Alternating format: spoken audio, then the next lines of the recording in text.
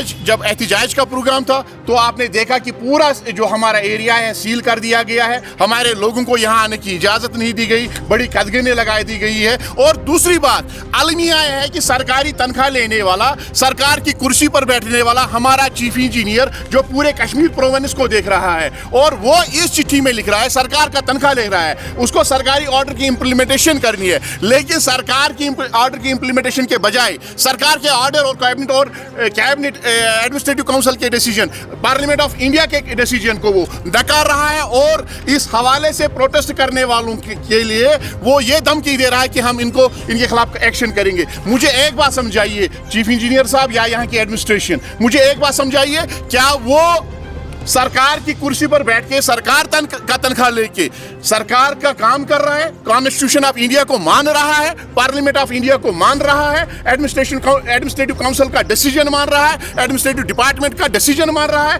हम किस रियासत में रह रहे हैं, हम किस यूटी में रह रहे हैं? आपका सरकारी ऑफिसर आपका ऑर्डर मानने के लिए तैयार नहीं है, तो आप इस अवाम को और यहाँ के मुलाजमीन को क्या इंसाफ फराहम करोगे? हमारी आज एक बार फिर गुजारिश होगी ऑनरेबल चीफ मिनिस्टर साहब से, हमने फैसला किया है आज हम इस हवाले से होम मिनिस्टर ऑफ इंडिया से भी, ऑनरेबल चीफ मिनिस्टर साहब से भी, लेफ्टिनेंट गवर्नर साहब को भी, चीफ सेक्रेटरी साहब को भी और यहाँ के काउंसिल ऑफ मिनिस्टर्स को भी और principal secretary, additional chief secretary Jal Shakti को भी लिखेंगे। इस वक्त अभी हमें इस हवाले से उनको आगाह करेंगे कि कुर्सी पर बैठ के आप सरकारी अहकामात और जो सरकारी तनख्वाह ले रहे हैं वो सरकार के अहकामात की अमलावरी के लिए नहीं, सरकारी अहकामात की मुखालफत के लिए बैठे हैं। तो आज अभी कुछ देर पहले ही बातचीत के लिए उन्होंने बुलाया है, तो आज के हम इस प्रोग्राम को कंक्लूड करके बातचीत करेंगे। जो भी बातचीत में आ जाएगा उसको आपके सामने रखा जाएगा, प्रेस के जरिए से अपनी आवाम तक और यहाँ के मुलाजमीन तक पहुँचाया जाएगा। बाकी रही बात ये दोष दबाव, इस किस्म के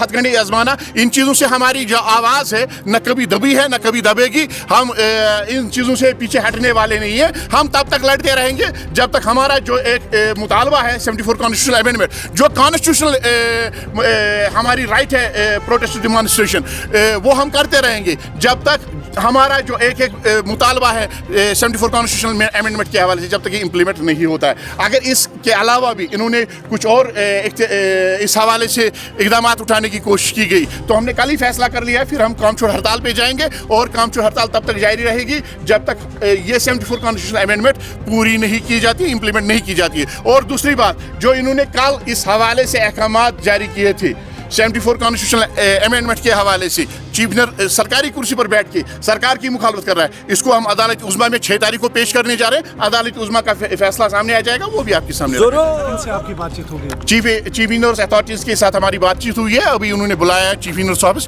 उनके साथ बात होगी तो वहाँ पे देखेंगे क्या होता है। उसके बाद ये बाकी का जो आइंदा लाहे अमल है प्रेस के जरिए से मुलाजमीन तक पहुँचाया जाएगा।